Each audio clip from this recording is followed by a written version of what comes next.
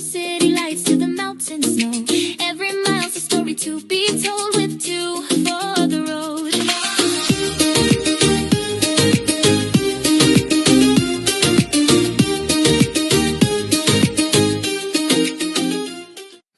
All right, folks, welcome back to Two for the Road, the travel channel where two Irish wanderers try to see the world armed with wit, charm, and a questionable sense of direction. That's your way to win on me.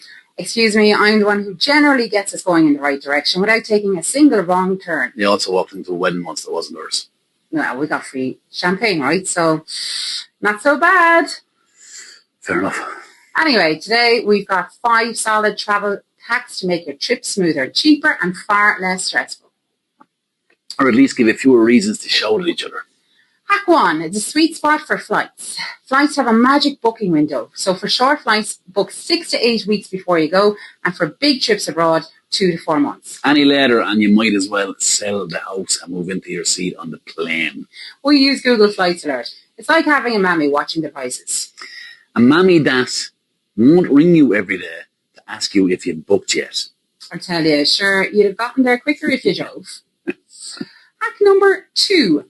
Pack an extension cord and a travel adapter. This one is an absolute game changer. So instead of bringing a load of adapters, just bring one travel adapter and an extension cord from home. That way, you can charge the phone, the laptop, the camera, the hair straightener, whatever it needs be, all from the one socket. You need a hair straightener, all right, don't you? I barely have any left.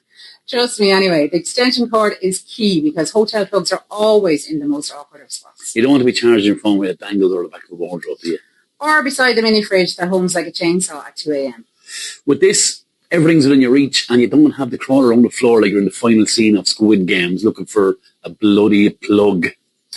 Number 3, snap your passports and documents. So before you leave, take clear photos of your passport, insurance and tickets and email them to yourself. So if your bag, in the off chance your bag gets robbed, you can still get home instead of ending up working in a tapas bar in Madrid for the rest of your life. Not the worst fate.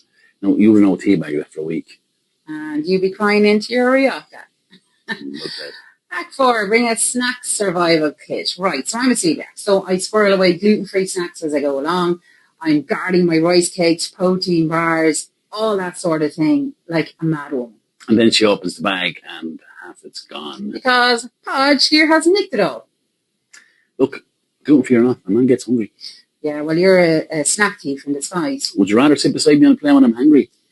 Look, moral of the story, bring your snacks. And if you're travelling with Podge, hide them like state secrets.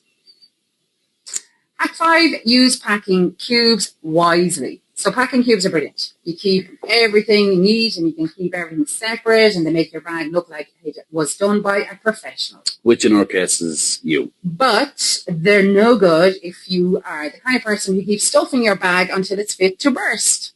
Ironically, like me. Exactly. They're perfect for a sun holiday where you only need one type of clothes, like shorts and t-shirts and swim togs. You open your case and boom, done. But if you're on one of our trips where you have to pack for 4 seasons in one day, well... yeah, you'll still end up resting your suitcase shut while you're sitting on it. Which is a workout and a holiday in one.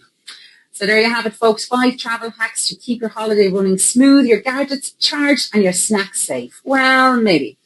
If you enjoyed this, give us a thumbs up, subscribe, and hit that little bell so you can be notified for all our upcoming chaos coming up. Yeah, from Two from the Road. And share your own travel hacks in the comments. We might try them or ruin them. It's long for now. Two for the road, come along, let's